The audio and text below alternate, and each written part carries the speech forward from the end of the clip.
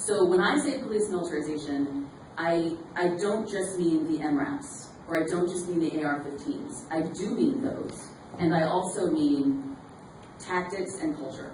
So I look at this issue pretty broadly. So in March of 2013, the ACLU launched an investigation, and we sent out a ton of public record requests to hundreds of law enforcement agencies in 25 states, Michigan not being one of them. And we got back thousands of records. And we asked for incident reports of SWAT deployments, and we asked for records of weapon inventory.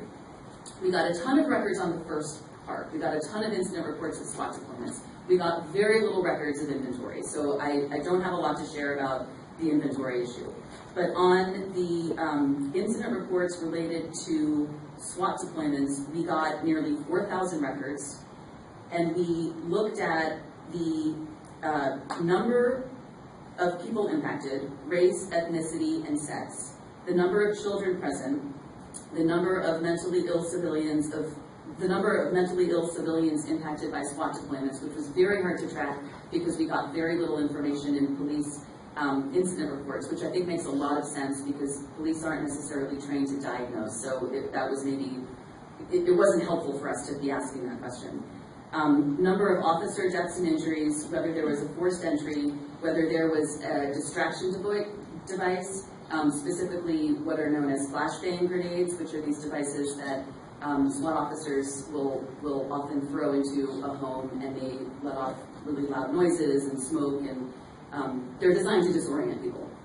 So whether one of those kinds of devices was used, the purpose of the deployment, in search warrant cases, whether the warrant was a no-knock warrant, whether the deployment was in connection with the drug offense, whether the officers believed that weapons would be present, whether weapons were in fact found, whether the deployment resulted in property damage, and whether there were civilian deaths and injuries. So we examined all of these documents, and we pulled out all this information, and we did an analysis, and we came up with some findings. And some of our findings were based on research into existing research that had already been done in publicly available information, and some of our findings were based specifically on the analysis that we did based on the records that we got. So the general finding, the first general finding is, in the ACLU's view, and I no longer speak for the ACLU, but I guess I am for the purpose of this discussion. In the ACLU's view, the police have definitely become excessively militarized, and there can't be a question about it, and that is the result, in part, of 3 federal programs that have incentivized since the 1980s and 90s the police to become excessively militarized. One known as the 1033 program, which is the Department of Defense program that's already been addressed, through which police departments have historically been able to obtain virtually any kind of equipment they want from the Defense Department without having to demonstrate very much at all. That's changing.